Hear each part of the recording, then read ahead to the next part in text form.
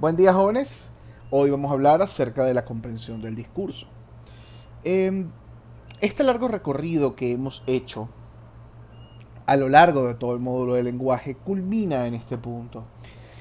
Como se habrán dado cuenta, la manera en que nosotros dictamos esta asignatura presume, eh, o mejor dicho, se inspira en un proceso de tipo acumulativo. Em, que va desde los procesos de percepción a los procesos de interpretación.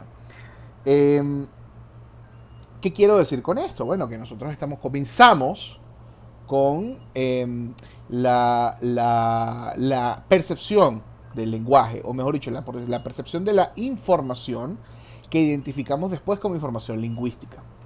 Luego pasamos a la comprensión de palabras, que es este proceso donde eh, determinamos si una pieza de información es un código lingüístico o no, y el significado detrás de ese código lingüístico. Luego pasamos a la comprensión de oraciones, que es la comprensión de la forma en que esos códigos lingüísticos están organizados, ¿no? Y cómo esa organización también nos da información sobre el significado que se está tratando de transmitir. Y luego llegamos a este, que es por mucho el nivel más abstracto, que es la comprensión del discurso. ¿Qué podemos entender como discurso? Aquí hago una excepción para comentarles que a partir de ahora voy a utilizar la palabra discurso o texto de forma intercambiada. O sea, significan lo mismo para efectos de lo que vamos a ver en esta asignatura.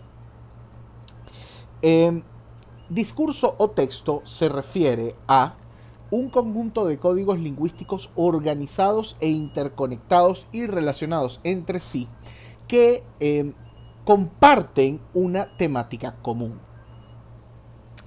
y que en conjunto transmiten una idea central y una o más ideas satelitales que enriquecen o alimentan esa idea central. Eh, de antemano tenemos que dejar algo claro.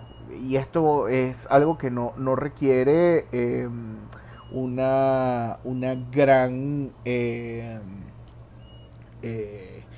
eh,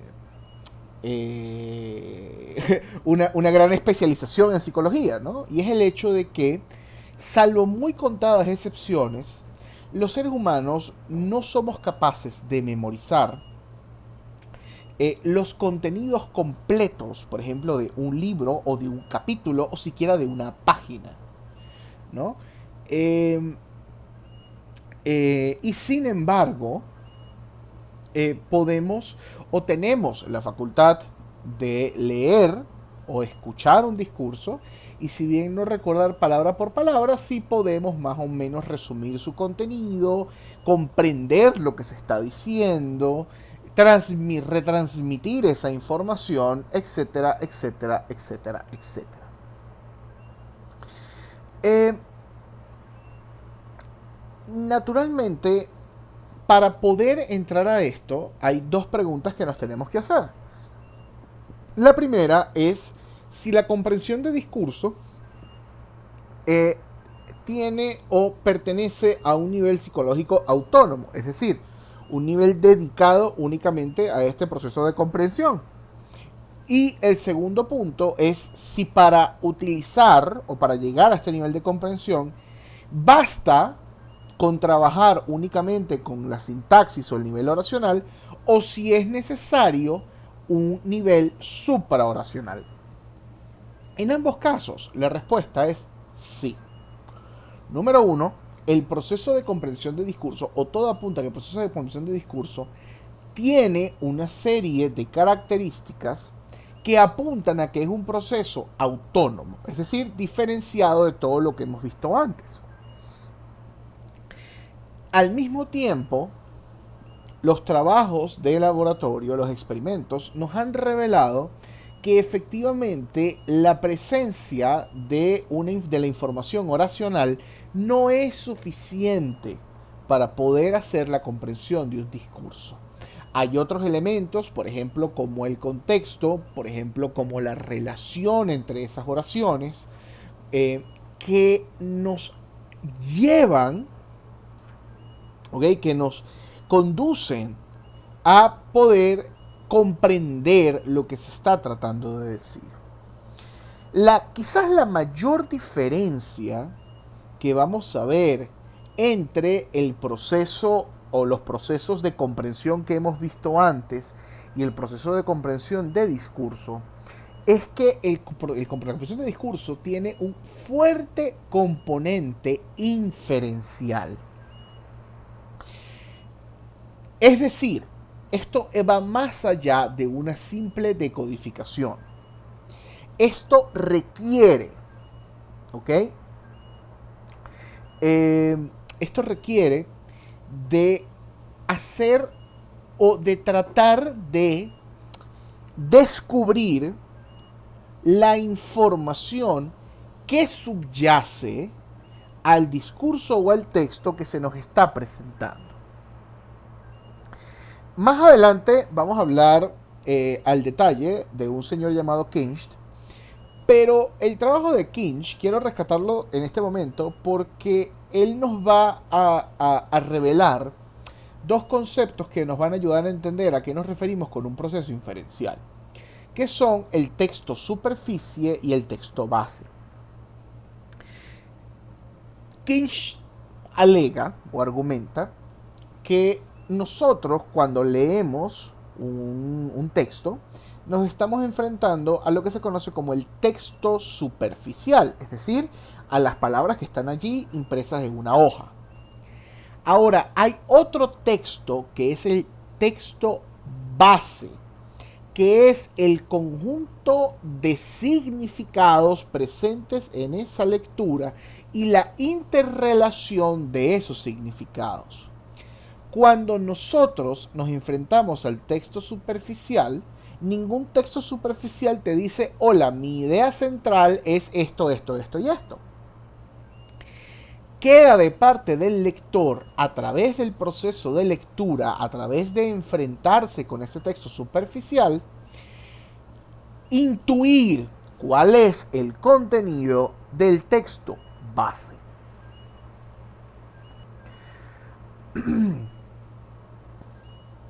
Ahora, la manera, ¿ok?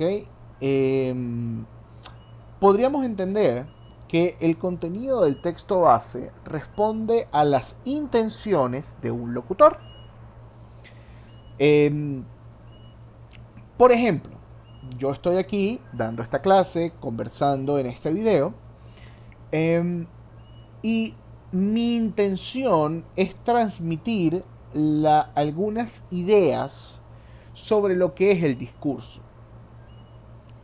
Y cómo se procesa, y cuáles son las explicaciones, ¿ok? Eso es lo que me lleva a mí a construir este mensaje y a codificarlo y a pasarlo a través del lenguaje.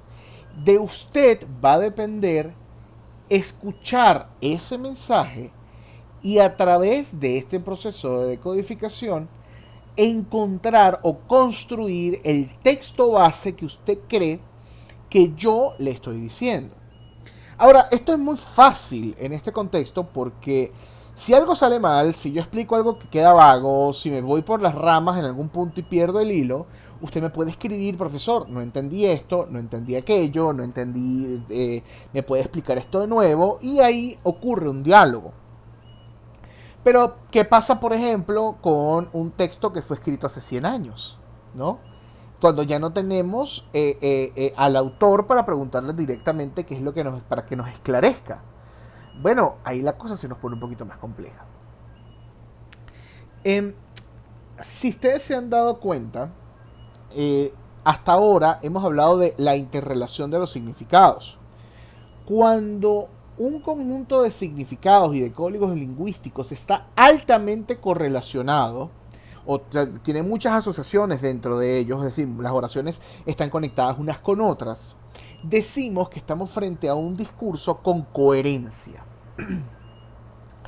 La coherencia es un punto fundamental del proceso de construcción o de comprensión, disculpen, de los discursos. Los textos que son incoherentes son difíciles de leer, son difíciles de entender, son difíciles de aprender y son difíciles de explicar. Disculpen, tomando un poquito de agua. Ahora, esto no quiere decir que todo texto que nos resulte difícil de entender es un texto que tiene poca coherencia.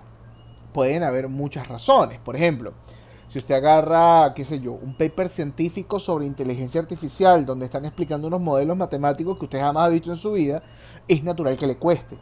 Pero en este caso es porque se están utilizando unas expresiones y unos códigos que le son ajenos a usted, que requieren mucho más trabajo y requiere una preparación previa para poder captar el sentido que están tratando de transmitir.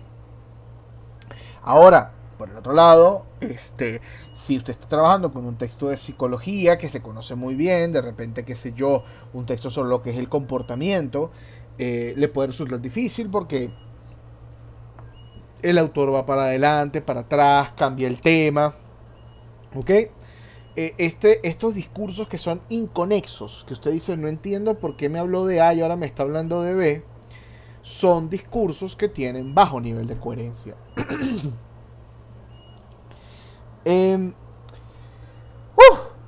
Dicho todo esto, podemos decir entonces que la comprensión del discurso es una función inferencial que es muy complejo.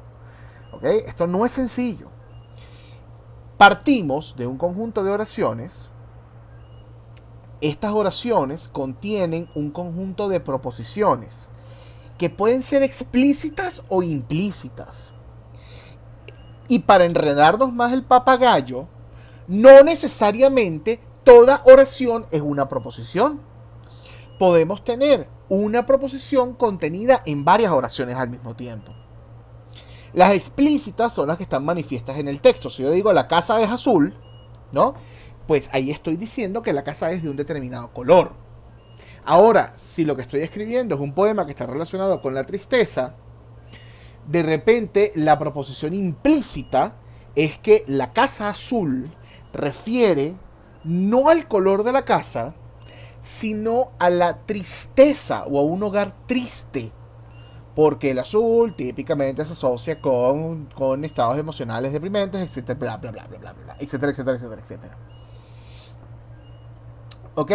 Una vez que hemos comprendido o que le hemos dado sentido a este conjunto de oraciones, pasaríamos entonces a una segunda fase.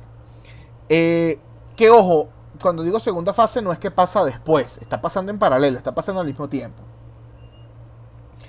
En la cual empezamos a construir. Imagínense que dentro de su cabecita usted tiene un pizarrón de corcho y usted está así como un fanático de las conspiraciones, agarrando estas intenciones y estas ideas y las está poniendo en el corcho y las está conectando con un hilo rojo, ¿no? Y está armando un mapa de las intenciones que se están transmitiendo a través de estas ideas o proposiciones.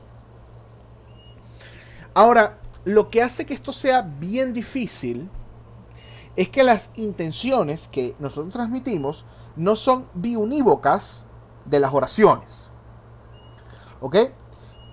Cuando decimos que algo es biunívoco, lo que queremos decir es que la relación entre dos cosas es constante entre ambas. Por ejemplo, decir que... Caramba, es complicado pensar un ejemplo bionívoco así desde el aire. Pero vamos a buscar, o sea, vamos a explicarlo, ¿no? Supongamos que yo les digo, tengo hambre. Pues nosotros diríamos que tengo hambre tiene una relación bionívoca con el estado emocional o el estado físico de sentir apetito y el deseo de comunicar que tenemos ese apetito y solamente se pudiese asociar con eso. Ahora, ese no es el caso, ¿ok? Yo puedo decir tengo hambre porque tengo ganas de comunicar lo que estoy sintiendo. Puedo decir tengo hambre porque estoy esperando que la persona frente a mí me dé ideas de lo que yo podría comer.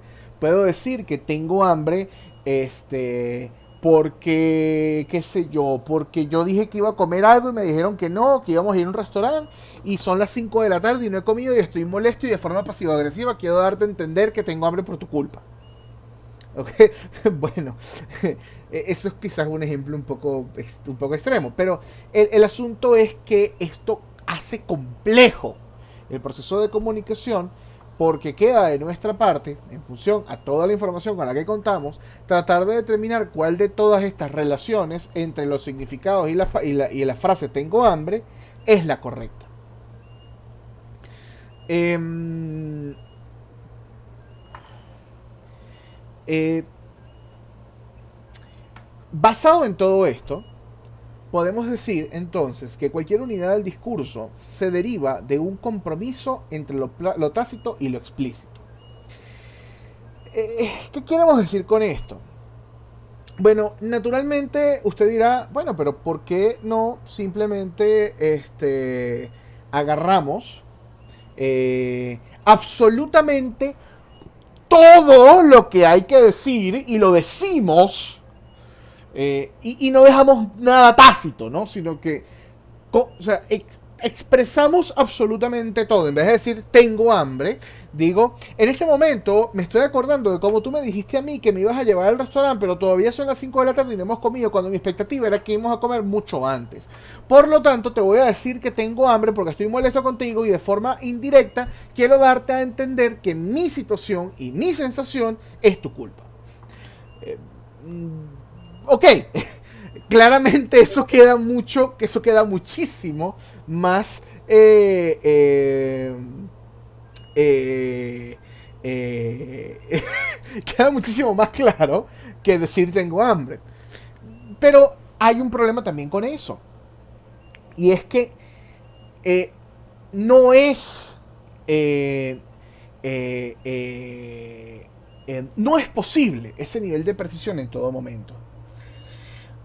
Por dos razones. Número uno, porque el costo de tiempo, el costo de energía y el costo de esfuerzo y el costo de tiempo para no dejar absolutamente nada tácito es demasiado grande, ¿no? Y el segundo problema es que el exceso de información puede, de hecho, causar todo lo contrario, que la idea central de un texto se vuelva más opaca. Es como si yo fuese a escribir un ensayo sobre el pensamiento de Simón Bolívar y comenzase echando todo el cuento de la vida del pana, para luego mencionar algo sobre su idea y luego echar el cuento de todas sus relaciones a lo largo de su vida. Llega un punto donde tú terminas de leer y dices, bueno, yo qué demonios estaba leyendo. ¿Estaba leyendo la vida de Simón Bolívar o estaba leyendo sobre su pensamiento? O sea, ¿qué? ¿No? Bueno, esto responde a lo que nosotros llamamos típicamente los supuestos del lenguaje. Decimos que los discursos o los textos se montan sobre tres supuestos: relevancia, economía y coherencia. La relevancia indica que todo discurso es transmitido bajo el supuesto de que la información que se está transmitiendo es de interés, tanto para el locutor como para el que la recibe. Y esto es porque en la medida en que nosotros nos enfrentamos a discursos que nos resultan aburridos, por poner un ejemplo, que no son de nuestro interés, tendemos a prestarles poca atención. En otras palabras, si usted quiere que la gente le preste atención, hable de cosas que le parezcan relevantes o convenza primero a la persona de que lo que usted va a decir es relevante. Allí un consejo para los que se quieren dedicar a la política. El principio de economía nos dice que se busca generar el máximo impacto posible de las ideas con el mínimo posible de esfuerzo. ¿Ok? Aquí es donde entra este asunto de nosotros no podemos hacer todo explícito, necesitamos economizar la transmisión de información. Eh, Véanlo de esta manera. Imagínense que ustedes tienen un cable de transmisión, ¿no? Como un cable de datos, como la conexión a internet, donde yo tengo que pasar 100 kilobytes de datos. Eh, suponiendo que mi tasa de transmisión es muy lenta, 1 kilobyte por segundo, yo necesitaría 100 segundos para transmitir toda la información. Si en esos 100 segundos una sola cosa sale mal, el mensaje puede corromperse, la información puede corromperse, puede llegar incompleta, pueden pasar muchas cosas. En su contraparte, si yo nada más tengo que pasar 1 kilobyte de información, es decir, mucho menos texto, en un segundo estoy listo. ¿Ven por qué es importante el principio de la economía? El último principio es el principio de coherencia, que ya lo habíamos mencionado anteriormente. Los discursos van a conformar conjuntos de oraciones relacionadas internamente entre sí y con marcos compartidos de conocimiento sobre el mundo. Y eso es la coherencia. Que tengan relación y que todas las partes del discurso se basen en los mismos conocimientos acerca del mundo. No tiene ningún tipo de sentido que yo agarre y escriba un capítulo dedicado a un tipo que se las sabe todas en psicología y el siguiente capítulo dedicado a un tipo que se las sabe todas en, qué sé yo, física nuclear. Allí ni el psicólogo va a entender un carrizo, ni el físico nuclear va a entender un carrizo.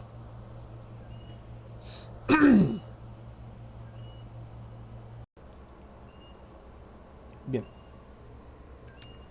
Aunque al final de este módulo vamos a ver algunas teorías propuestas desde la psicolingüística para explicar el discurso.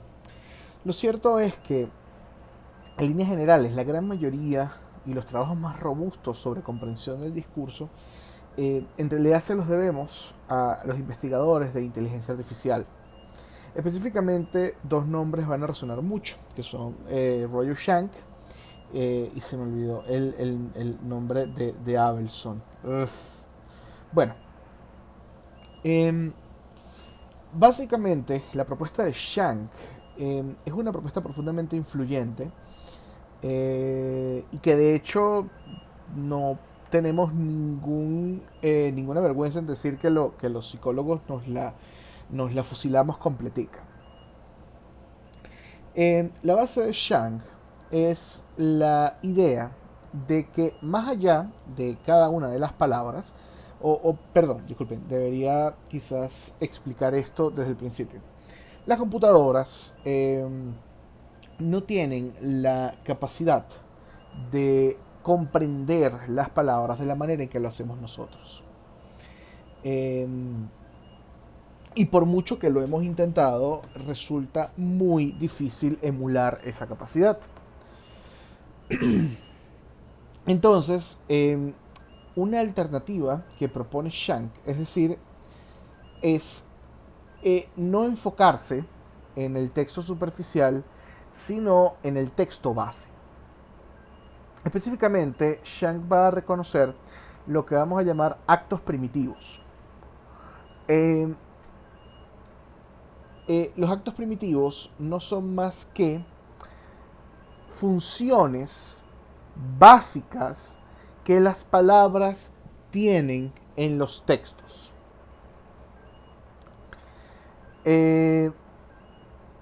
Típicamente estos actos primitivos están incluidos principalmente, pero no únicamente, en el significado de los verbos.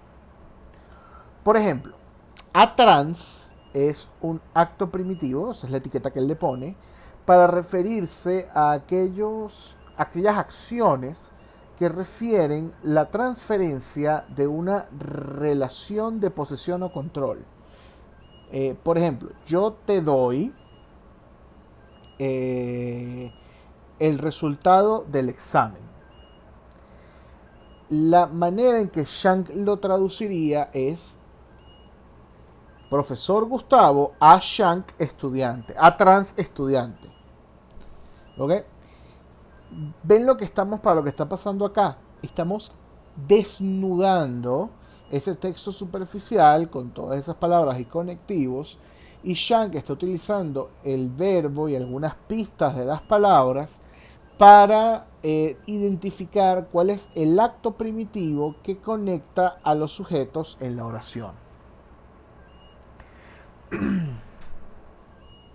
Esta aproximación a la comprensión de los discursos es posiblemente una de las aproximaciones más simples, por lo menos en términos explicativos, ¿no? A nivel matemático es sumamente complejo, eh, pero ayuda a modelar bastante bien cómo es que los seres humanos utilizamos, o cómo los seres humanos eh, de alguna manera sintetizamos los discursos y extraemos las ideas centrales. Vuelvo y repito lo que les había comentado hace rato. Cuando usted se lee un libro y estudia el libro, ¿no? Y así hace su lectura y se le estudia y le comenta a sus compañeros lo que estudió, usted no dice, bueno, en la página tal dice exacta textualmente lo siguiente, ta, ¿no? Lo que suele pasar es que usted normalmente dice, bueno, el tema X, eso más o menos es esto, esto y esto, resumen, ¿no? Porque al final del día lo que usted está memorizando es el acto primitivo, si lo vemos en los términos de Shank, o el texto de base. Y una vez que usted capta el texto base, ese texto base se puede expresar de muchísimas maneras.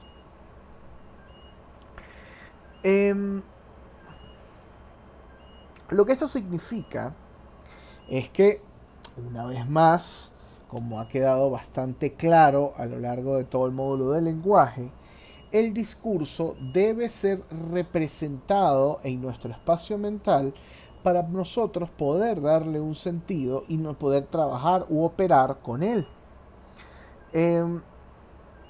Por supuesto, la representación del discurso responde a las particularidades de nuestro sistema cognitivo.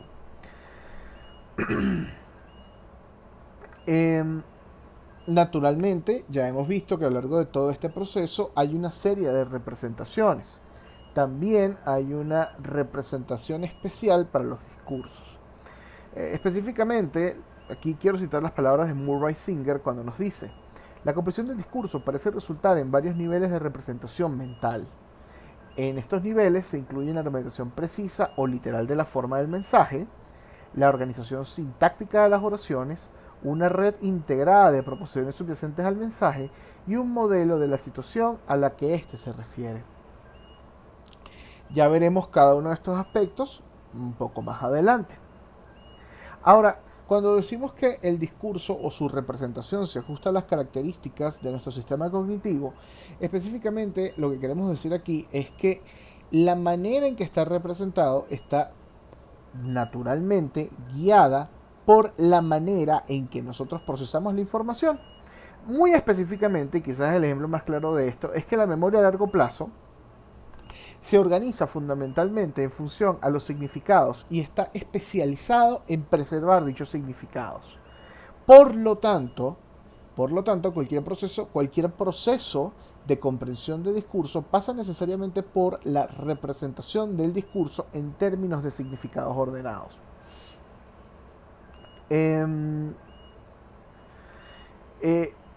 Esto se puede comprobar fácilmente en situaciones experimentales. Hay numerosos trabajos en los que se les presenta una lectura a un grupo de participantes y pocos minutos después se le presenta una lectura ligeramente distinta, aunque tiene el mismo contenido semántico. Es decir, significados similares, intuyen significados similares.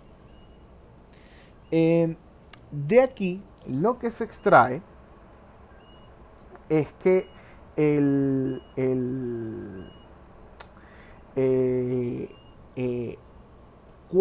es que, claro, las personas están memorizando los significados, no están memorizando las palabras como tal. Ahora, para ser más exactos, la pregunta que nos podemos hacer es específicamente qué es aquello que representamos en nuestro sistema cognitivo. Ya habíamos dicho en el pasado, o mejor dicho, como con las palabras de Singer, eh, eh, es bastante claro que uno de los principales elementos que buscamos representar son las proposiciones. Ahora, ¿qué entendemos por proposición? Obviamente ya esto lo vimos cuando abordamos el tema de pensamiento, sin embargo vamos a repasarlo acá. Las proposiciones son unidades abstractas de significado. Estas permiten explicar fenómenos como la capacidad de reconocer o abstraer la invarianza del significado a pesar de las diferencias de forma que puede existir entre oraciones sinónimas. Eh, el recuerdo del significado y no de materiales literales, los procesos de integración semántica y pérdida de información modal en la memoria, y la posibilidad de comparar códigos diferentes, por ejemplo, imágenes y descripciones verbales. Obviamente, las proposiciones no son imágenes mentales, tampoco son oraciones, son unidades amodales o supramodales, es decir, están por encima de estas cosas. Son de significado, es decir, no pertenecen a una modalidad sensorial concreta, e implican como mínimo la predicación de algo, una propiedad o una acción o una relación acerca de algo, un objeto, argumento, etcétera. Las representaciones proposicionales constituyen un reflejo de dos ideas básicas que están presentes a lo largo de toda la psicología cognitiva. La idea de que la mente es una maquinaria simbólica y la suposición de que los significados no son modales. ¿Qué quiere decir esto? Que el significado de una oración no es otra oración que significa lo mismo, sino algo más abstracto, que está por encima de estas dos oraciones, pero que es común. Por ejemplo, tengo hambre y tengo apetito. Este, se escriben de forma distinta, ¿no? Pero aluden a algo similar, ¿no? Que es esta experiencia. Ahora, es decir, tengo hambre es la experiencia de sentir apetito, no es señalar a un símbolo o sea, un significado, es simplemente señalar a otra oración que alude a ese significado. Em, por supuesto, las proposiciones en términos psicológicos son similares a las proposiciones lógicas. Específicamente, cumplen con las siguientes características. Número 1, son unidades de conocimiento de carácter analítico. Número 2, su naturaleza es abstracta. Número 3, poseen un valor de verdad. Y número 4, se definen por reglas de formación explícita. Es decir, la estructura de una proposición respeta una serie de normas. En el proceso de comprensión del discurso se va a suponer que los sujetos elaboran esas unidades de conocimiento a partir de las oraciones que reciben como entrada. En la producción es al revés, ¿no? Convertimos las oraciones en proposiciones. Pero convertimos, convertimos las proposiciones en oraciones. ¿Se acuerdan cuando vimos la intención? ¿No? En la producción del lenguaje. Quizás el modelo más famoso para relacionado con las proposiciones es el modelo proposicional de Kinch, quien pues está profundamente inspirado en el modelo de Shank. Les dije que Shank iba a ser un referente importante en esta conversación. Claro, con ciertas diferencias importantes, ¿no?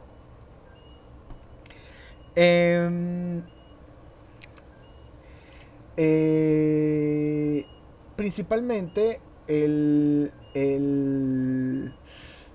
la manera en que se van a estructurar las representaciones es distinta entre la manera como lo pone Kinch y la manera como lo pone Shank. Otra diferencia es que, por ejemplo, las proposiciones van a asumir en el modelo de Kinch tener un rol exclusivamente declarativo. No necesariamente hay un contenido procedimental allí. Eh, Quizás la diferencia más importante y la que debemos prestar más atención eh, es que para Shank y personas que van por esa línea, las proposiciones no se componen de conceptos de la misma extensión que las palabras, sino de primitivos semánticos en que estas últimas se descomponen. Por otro lado, otros investigadores que piensan que normalmente las palabras no se descomponen en átomos semánticos durante el proceso de comprensión y por consiguiente suponen que los conceptos de que las proposiciones se componen abarcan, por así decirlo, la misma extensión que las propias palabras. ¿Ok? En otras palabras, a la hora de estudiar la comprensión de los discursos tenemos dos grandes vertientes. La vertiente de Shank, que nos habla una vez más de los primitivos, de las acciones primitivas o de los actos primitivos, o cualquier otra cosa, ¿no? que sirve, que no es la palabra en sí, sino que la palabra alude a. Y otros investigadores, como por ejemplo el propio Kinch, que supone que los conceptos se componen, o mejor dicho, eh, eh, o- ocupan la misma extensión que las propias palabras. Es decir, la palabra en sí misma contiene ese acto primitivo, no es algo completamente distinto. Em, Permítame mostrarles una imagen que refleja bastante bien o que resume la propuesta de Kinch. Aquí podemos ver que Kinch clasifica el contenido de las proposiciones en un conjunto de roles. Tenemos el agente, que es aquella persona que realiza una acción. Tenemos el paciente de la experiencia, quien es la persona que recibe o experimenta un fenómeno psicológico. Tenemos el instrumento, que es un objeto o fuerza que se implica en una acción, por ejemplo, disparar una pistola. El objeto, que supone algo, el objeto de una acción que supone cambio o movimiento, por ejemplo, me paré de la silla. La fuente, que es el origen de una acción en el tiempo y el espacio, y la meta, que es la finalidad o resultado de una acción. Esto, al mismo tiempo, se va, o sea, estas clasificaciones, ¿ok? Se van a expresar de la siguiente manera. Permítanme un segundo acá para mostrar la imagen. ¿Ok?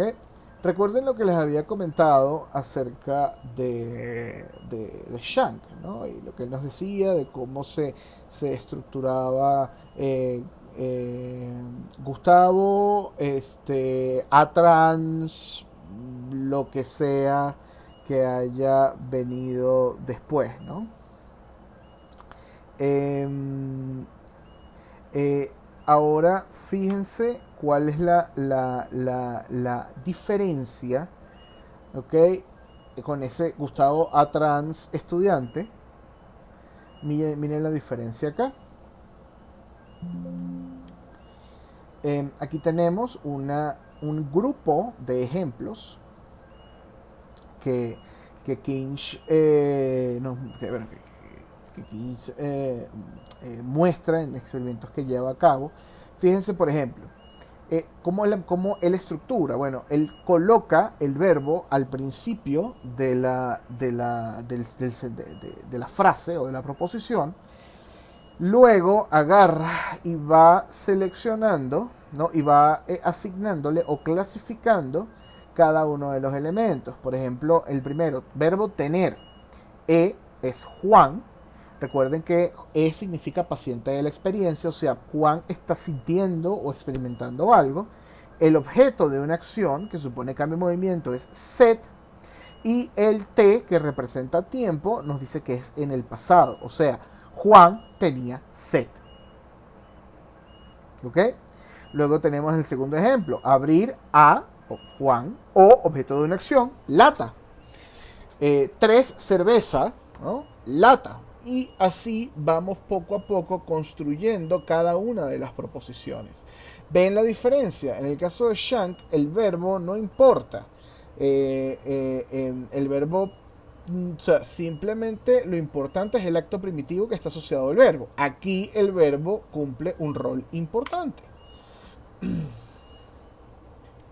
¿Eh?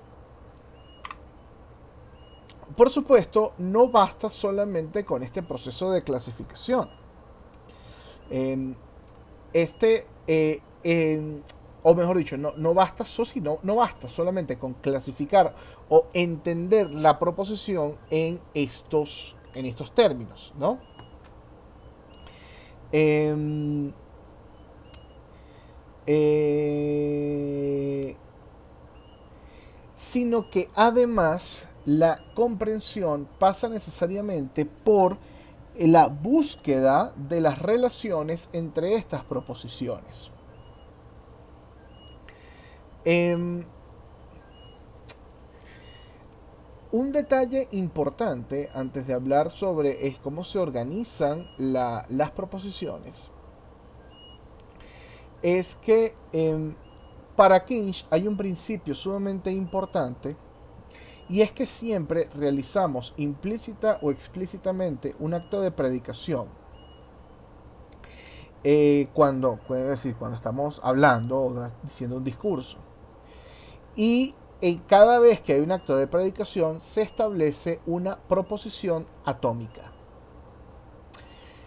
Esto quiere decir, o sea, cada vez que yo predico algo, estoy dando o estoy estableciendo una proposición específica. Lo que esto alega o a lo que esto apunta es que la cantidad de proposiciones de las que se componen los textos base es mucho mayor que el de las oraciones en los textos de superficie.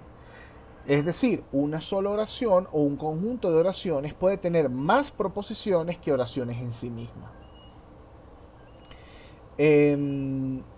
Las proposiciones, por lo tanto, no se van a corresponder puntualmente con las oraciones o las cláusulas, aunque los límites oracionales y clausulales juegan un papel muy importante en ese proceso de comprensión. Por ejemplo, el saber cuándo cierra una oración puede ser un indicador para saber cuándo está arrancando una proposición nueva. Bien, aquí entonces resulta importante hablar de dos conceptos muy significativos en el trabajo de Kinch: el concepto de microestructura y el concepto de macroestructura. En una primera aproximación, Kinch y Van Dijk han sugirieron que los mecanismos por los que se define la microestructura del texto base consisten en el establecimiento de relaciones entre proposiciones que comparten argumentos comunes con arreglos a una regla de repetición. Las microestructuras se refiere a la organización interna de ciertas partes de un texto, mientras que la macroestructura se refiere a la estructura global o total de ese texto. Para Kinch, la microestructura o el criterio que principalmente lleva a la microestructura es que las proposiciones se van a organizar de forma jerárquica, y el criterio para determinar el nivel al que pertenece una proposición es a las reglas de repetición. Por lo tanto, mientras más veces se repita una proposición en una parte del texto, mayor va a ser su jerarquía dentro de la microestructura. Por supuesto, esto también significa, y esto tiene mucho que ver con el concepto de coherencia que habíamos visto anteriormente, que aquellas ideas que tienden a repetirse con frecuencia a lo largo del texto, sea con las mismas oraciones o no, tienden a ser memorizadas. ¿Ok? O mejor dicho, tendemos a atribuirles un mayor valor, tienden a quedar más claras y tienden a ser aquellas que recordamos con mayor facilidad. Todo esto lo predice el modelo de Kinch. La idea es que mientras más se repite una frase, mayor es la probabilidad de que esta frase juegue un papel importante en la idea central del texto.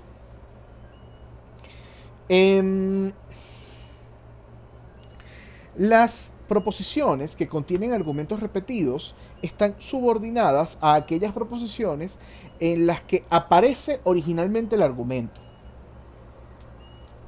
Eh, Sin embargo, obviamente este no es un principio absoluto. ¿Ok?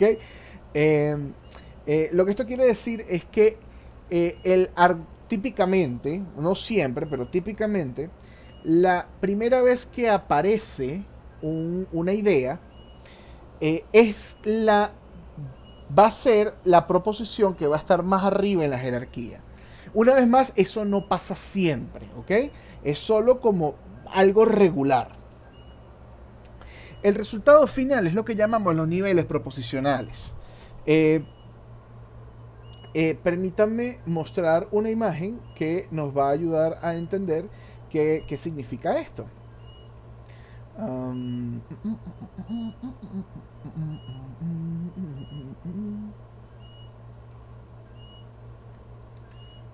A ver, aquí estamos. Perfecto. ¿Ok? Asumiendo que tenemos un discurso con 8 proposiciones, esas proposiciones se organizan de acuerdo a la frecuencia de aparición a lo largo del texto. La proposición que se encuentra en el nivel más alto, que es decir, la proposición 1, va a ser aquella proposición que aparece o se repite más veces en el texto. Aparece y que tenga mayor nivel de relación o que esté contenida en las proposiciones que están subordinadas. Por ejemplo, si mi proposición central es el verano, es una época calurosa, yo luego agrego otra proposición tal como salí a la calle en shorts porque era verano, me tuve que llevar una botella de agua porque era verano, deseaba tener el aire acondicionado del carro funcionando porque era verano. Fíjense que todas estas son proposiciones también. Y dentro de todas ellas está contenida la idea central de que verano es una época muy calurosa. ¿Lo están viendo? Por lo tanto, verano época calurosa estaría en el primer nivel de proposicional. En el segundo nivel estarían las ideas que también se repiten con frecuencia importante y así sucesivamente, ¿no? Y por debajo iría la otra y por debajo las otras y así hasta llegar hasta el final. Las ideas inconexas tienden a no estar dentro de esta estructura proposicional, sino que más bien tienden a desecharse. Una idea o una proposición que no forma parte de esta estructura es poco probable que luego pueda ser recordada por el lector o por el escucha, ¿no?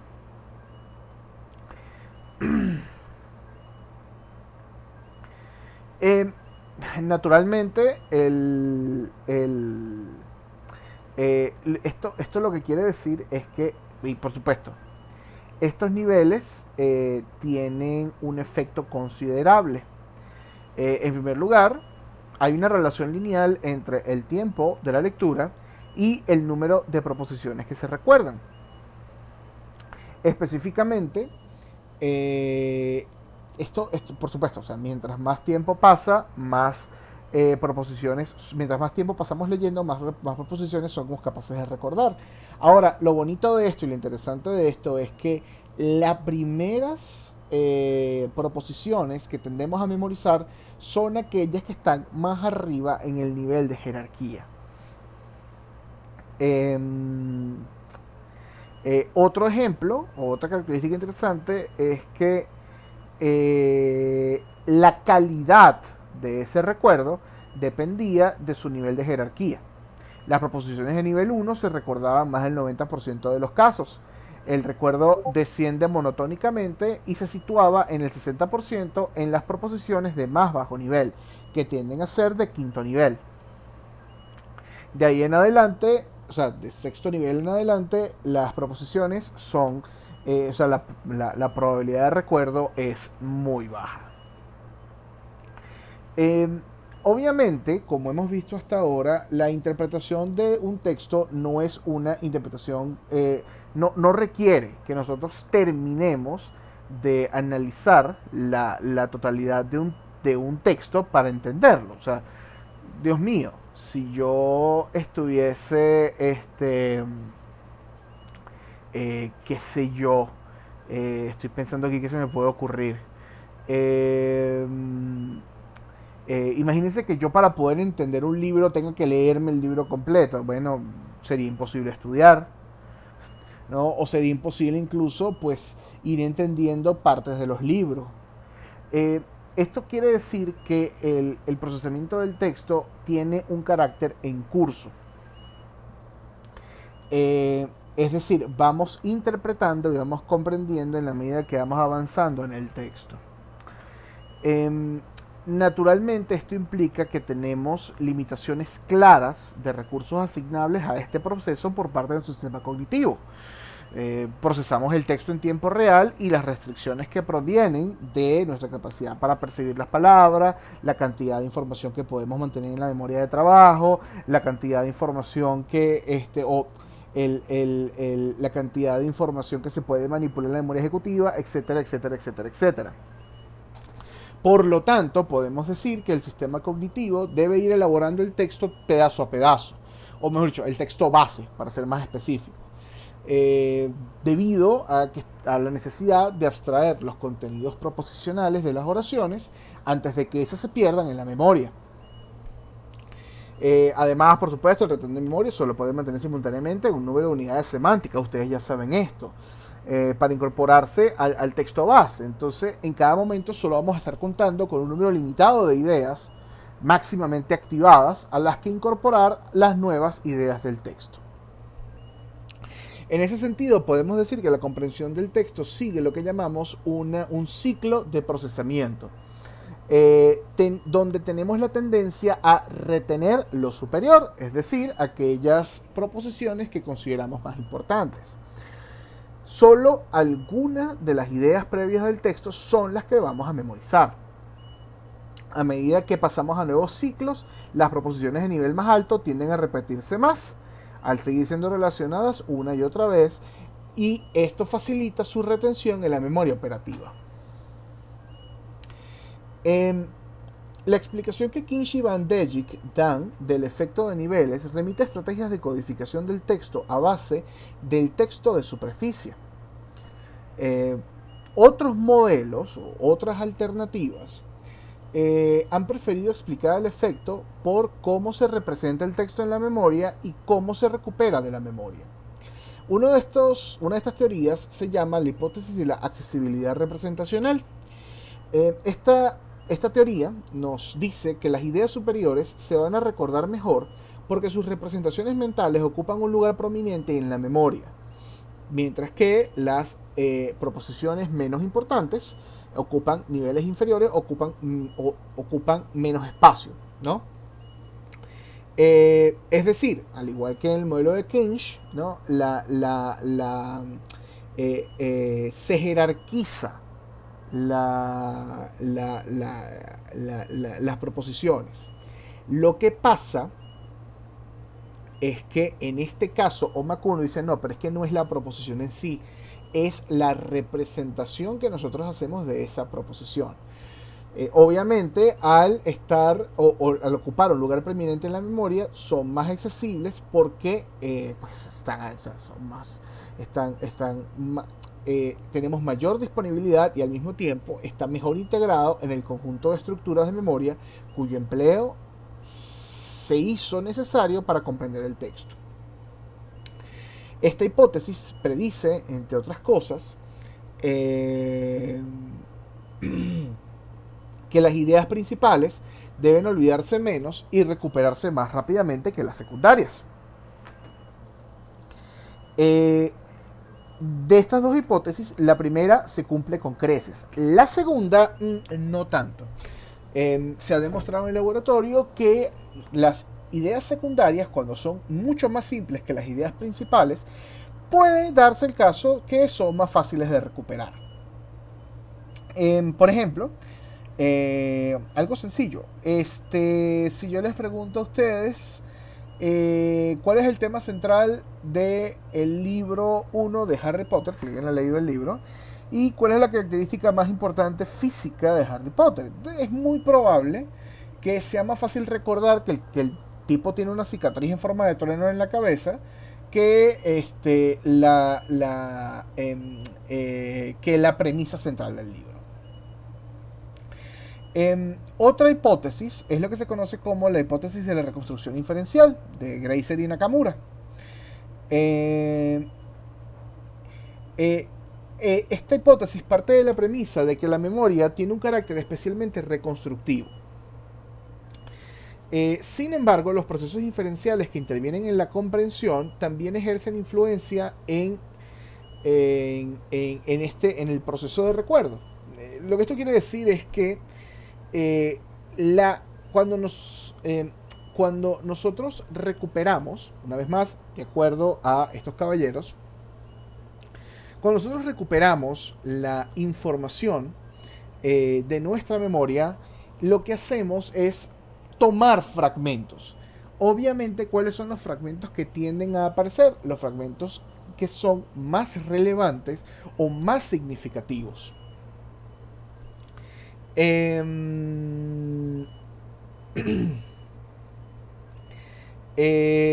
Por lo tanto, la construcción de nuestro recuerdo del texto base del discurso depende en gran medida de las inferencias que hacemos. Bueno, depende de las inferencias que hacemos, y esas inferencias están mediadas en gran medida por los recuerdos que evocamos. ¡Wow!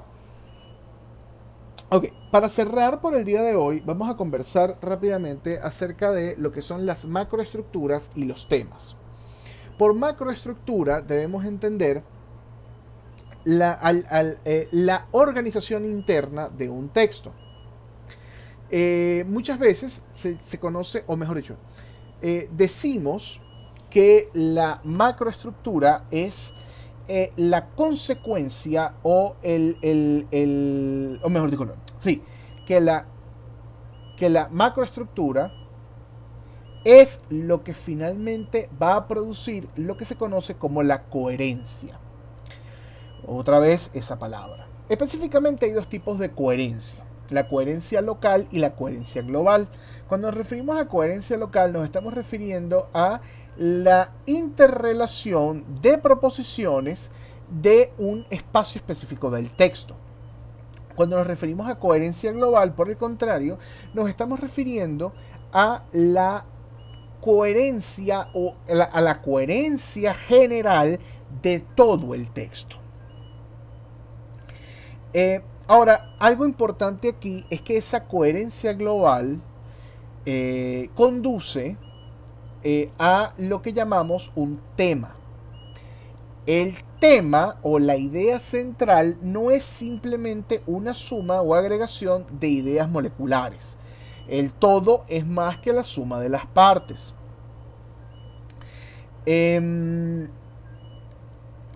Esto es lo que en términos literarios podremos llamar la esencia de un texto, ¿no? Que es algo que se extrae en parte de algunas de las ideas particulares que están presentes en el texto, pero también de un conjunto complejo organizado de conocimientos y esquemas sobre el mundo al que el discurso refiere. Recuerden, el balance entre lo tácito y lo explícito.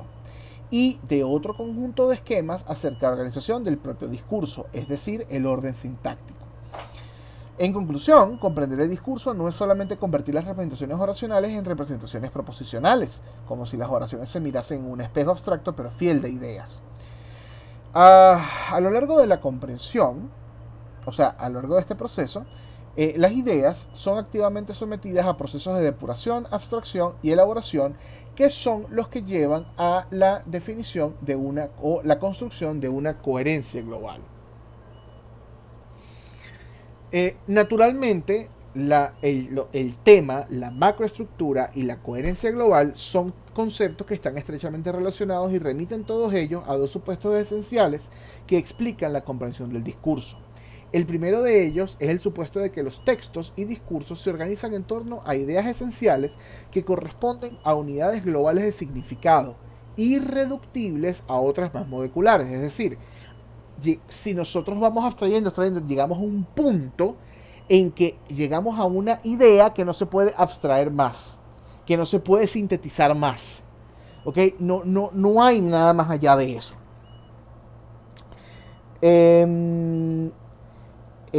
Y al mismo tiempo, estas unidades globales se pueden separar en unidades más moleculares, es decir, microproposiciones de el texto. La segunda característica es la idea de que una parte importante de la actividad de la comprensión del discurso consiste en descubrir y abstraer a través de la inferencia y el acto intelectual esos componentes esenciales de significado. Comprender, en otras palabras, es asignarle una coherencia global a los textos y a los discursos. Digo asignar y no descubrir porque es que la coherencia global no es que no es que está allí para que usted la descubra. Es que a través de la lectura usted empieza a encontrar un sentido y eso es lo que está colocando allí.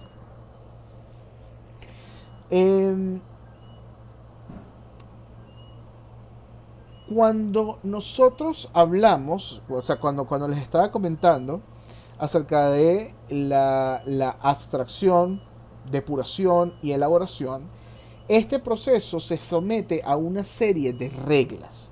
Van Dijk y Kinch las van a denominar eh, eh, las macro reglas. Las macro reglas son aquellas que permiten elaborar una macroestructura del texto a partir de mi submicroestructura. O sea, yo voy agarrando cada pedacito del texto, voy aplicando las macro reglas y se supone que al final del proceso voy a terminar con esa idea general o esa coherencia global. Específicamente, Van Dijk y Kinch reconocen tres macro reglas: supresión, generalización y construcción. Supresión nos dice lo siguiente: dado una secuencia de proposiciones, se eliminan todas aquellas que no constituyen condiciones de interpretación de otras proposiciones. Es decir, aquellas proposiciones que están solas o aisladas tienden a descartarse. Estas son las del nivel más bajo de la estructura proposicional. Y bueno, no se van a incorporar a la macroestructura. La generalización es la segunda regla y nos dice lo siguiente: dada una secuencia de proposiciones, estas pueden sustituirse por otra más general que las incluya y recoja su sentido esencial. Ya había comentado previamente el ejemplo de verano. En verano hace calor. En verano yo me pongo pantalones, ando con una botella de agua y extraño el aire acondicionado porque hace calor. Entonces yo puedo sustituir o puedo meter todo eso dentro. O sea, puedo generalizar todas estas cosas que yo hago en verano como en verano hace calor y eso me lleva a tener que hacer cosas distintas. Construcción, la tercera norma: las secuencias de proposiciones que son condiciones, consecuencias o componentes de otras más global pueden ser sustituidas por esta. Por ejemplo, si yo digo enciendo la luz porque es de noche, me lavo los dientes porque es de noche, ceno porque es de noche, yo puedo simplemente decir es de noche. Y se entiende que todo lo que vaya a ocurrir de noche está contenido allí. Entonces, como se darán cuenta, lo que van haciendo estas reglas es ir reduciendo la cantidad de proposiciones e irlas destilando hasta que llegamos a una proposición general que abarca la idea central o el tema del texto. Eso, en pocas palabras, es esta primera aproximación a la manera en la que nosotros establecemos la macroestructura de los discursos.